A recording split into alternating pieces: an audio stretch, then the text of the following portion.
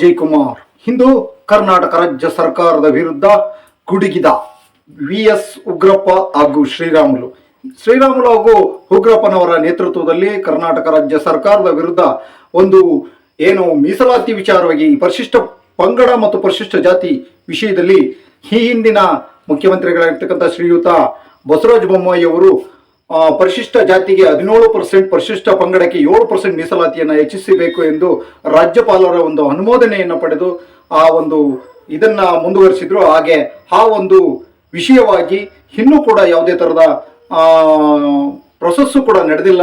ಆದರೆ ಈ ಹಿಂದಿನ ಒಂದು ಏನು ರಾಜ್ಯ ಸರ್ಕಾರ ಮಾಡಿದಂಥ ಮೀಸಲಾತಿಯನ್ನು ಹೆಚ್ಚಳ ಮಾಡಿ ಕೇಂದ್ರ ಸರ್ಕಾರಕ್ಕೆ ಒತ್ತೊಯ್ದಿದ್ರು. ಅದರ ಶೆಡ್ಯುಲೇಷನ್ 9 ಸೇರಿಸಬೇಕಾಯಿತು. ಆದರೆ ಅದನ್ನು ಶೆಡ್ಯುಲೇಷನ್ 9 ಸೇರಿಸಿಲ್ಲ.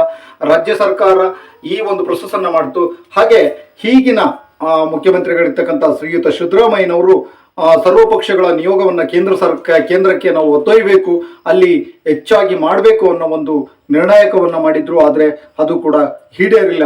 ಹಾಗೆ ಇಲ್ಲಿ ST ಮೀಸಲಾತಿಯನ್ನು ಹೆಚ್ಚಿಸಬೇಕು, ಈ ಹಿಂದೆ ಇರ್ತಕ್ಕಂಥ 3% 7%ಗೆ ಹೆಚ್ಚಿಸಬೇಕು ಎಂದೇಳಿ ಪರಿಶಿಷ್ಟ ಪಂಗಡದ ನಾಯಕರಾಗಿರ್ತಕ್ಕಂಥ ಶ್ರೀಯುತ ಶ್ರೀ ಉಗ್ರಪ್ಪನವರು ಒಂದು ಉಗ್ರವಾದ ಹೋರಾಟದ ಮುನ್ನೆಚ್ಚರಿಕೆಯನ್ನು ನೀಡಿದ್ದಾರೆ. ಹಾಗೆ ಶ್ರೀರಾಮುಲು ಅವರ ನೇತೃತ್ವದಲ್ಲೂ ಕೂಡ ಈ ಒಂದು ಸಭೆಯನ್ನು, ಇಬ್ಬರ ನೇತೃತ್ವದಲ್ಲಿ ಈ ಸಭೆಯನ್ನು ಕರೆಯಲಾಯಿತು. ಈ ಸಭೆಯಲ್ಲಿ ಅನೇಕ ನಾಯಕ ಸಮುದಾಯದ ಹೋರಾಟಗಾರರಾಗಿರ್ತಕ್ಕಂಥ ಅನೇಕ ಸಂಘ ಸಂಸ್ಥೆಗಳು ಈ ಒಂದು ಕಾರ್ಯಕ್ರಮದಲ್ಲಿ ಭಾಗಿಯಾಗಿದ್ದರು.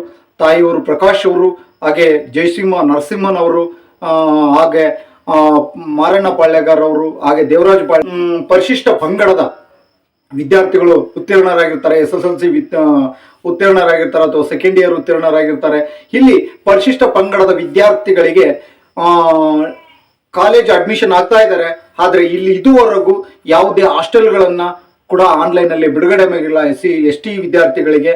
ಹಾಗೂ ಪ್ರೊಸೆಸ್ ಏನು ಪ್ರೈಸ್ ಮನಿ ಏನಿದೆ, ಉತ್ತಮ ವಿದ್ಯಾರ್ಥಿಗಳಿಗೆ ಪ್ರೈಸ್ ಮನಿ, ಮೆರಿಟ್ ವಿದ್ಯಾರ್ಥಿಗಳ ಪ್ರೈಸ್ ಮನಿ ಏನಿತ್ತು ಅದನ್ನು ಕೂಡ ಆನ್ಲೈನಲ್ಲಿ ಬಿಡುಗಡೆ ಮಾಡಿಲ್ಲ. ಕಾರಣ ಏನು ಅಂತ ಕೇಳಿದ್ರೆ, ಇಲ್ಲಿರ್ತಕ್ಕಂಥ ಬಹಳಷ್ಟು ಜನ ತಮ್ಮದೇ ಆದ ಶೈಲಿಯಲ್ಲಿ ಉತ್ತರಗಳನ್ನು ಅಧಿಕಾರಿಗಳು ನೀಡ್ತಾ ಇದ್ದಾರೆ. ಇಲ್ಲಿ ವಿಷಯ ಏನಪ್ಪಾ ಅಂತಂದ್ರೆ, ಪರಿಶಿಷ್ಟ ಪಂಗಡದ ಅಂದ್ರೆ ST ವಿದ್ಯಾರ್ಥಿಗಳು, ST ಜನಾಂಗದ ವಿದ್ಯಾರ್ಥಿಗಳು ಅಥವಾ ST ಜನಾಂಗದ ವಿದ್ಯಾರ್ಥಿಗಳು ಓದಬಾರ್ದು, ವಿದ್ಯಾವಂತರಾಗಬಾರ್ದು ಅವರು ಅನ್ನೋದನ್ನ ಏನಾದ್ರೂ ಮನಗಂಡಿದಾರ ಅಥವಾ ಏನಾದ್ರೂ ಒಂದು ರೀತಿಯಲ್ಲಿ ಇದನ್ನ ರೆಡಿ ಮಾಡ್ತಾ ಇದ್ದಾರ ಅನ್ನೋದನ್ನ ಇಲ್ಲಿ ಮನಗಾಣಬೇಕಾಗಿದೆ. ಕಾರಣ ಇಷ್ಟೇನೆ ನೋಡ್ರಿ, SC ಜನಾಂಗದವರ ಹಾಸ್ಟೆಲ್ಗಳನ್ನ ತೆರೆದಿದೆ, ಅವ್ರಿಗೆ ಪ್ರೈಸ್ ಮನಿಯನ್ನ ತೆರೆಯಲಾಗಿದೆ.